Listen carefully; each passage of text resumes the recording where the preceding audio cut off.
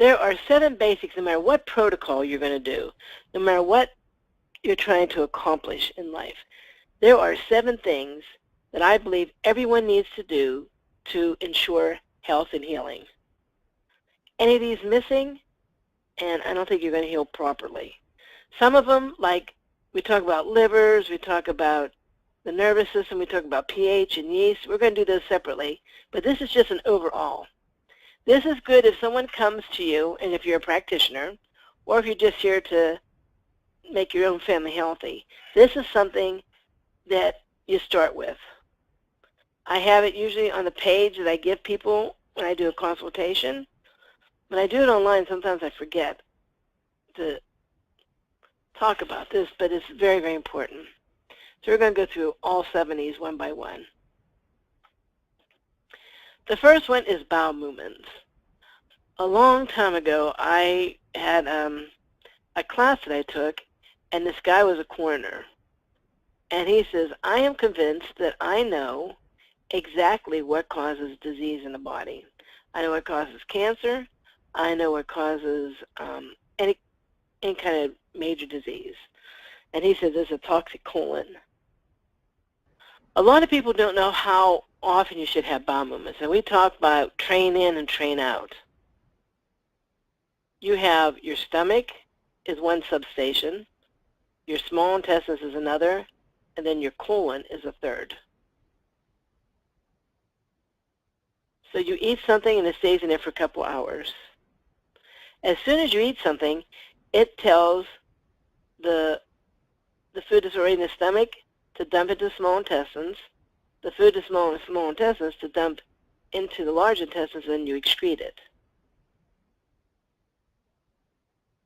So train in, train out is every time you eat, shortly after, you should have a bowel movement. I believe between 12, Nature Sunshine says 12. I say no more than 18 hours. After a meal, you should have a bowel movement. And one of the best ways to figure out what your bowel movement is to eat corn or eat a lot of beets. If you eat corn, check your feces and you should see little chunks of corn. Or if you eat a lot of beets, your bowel movements will be kind of like a, I don't know, a dark magenta or something, or like a purplish, reddish color. And time, and see what your bowel movements are. Tracy asks, so is it okay to drink everybody's fiber daily to help? As long as you don't take it with your oils, yes. But realize everybody's fiber absorbs toxins, but it also absorbs oils and nutrients. So it's best done on its own, away from medication and away from your herbs, especially fatty acids.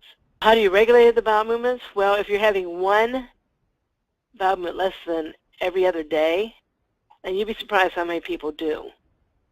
And it's a regular, solid bowel movement, not lumpy or bloody or anything like that. What I suggest is a little bit of slippery elm, cascara sagrada, magnesium, and liver cleanse. If you're having like one a day, about one a day, sometimes you don't need to do the cascara. You might want to do the LBS2 instead. And again, if it's dry, add a little slippery elm. If you're going the normal time during the day, but you still feel like it's still toxic, then just add plain slippery elm or everybody's fiber. If you're having a lot of bowel movements, usually it's because the body is toxic and is trying to clean out the intestines for you. So everybody's fiber, or intestinal soothe and build, will suck up the acid and the toxins and start pulling it out slowly. So none of these are bowel cleanses. They're bowel normalizers. Unlike a bowel cleanser, you don't want to stay in a bowel cleanser every day for the rest of your life. And I know some people that do that and they end up with all kind of problems. Their flora is too low. They end up with a lot of rawness and soreness inside of their gut. But these things you could take pretty much every day and it not be a problem. I would make sure I have a good diet of raw vegetables, 60% raw vegetables, 20% of raw fruits, plenty of water, exercise, especially walking. Walking helps the peristaltic action in the intestines. And then it's the liver that produces the hormone that tells the peristaltic action to start.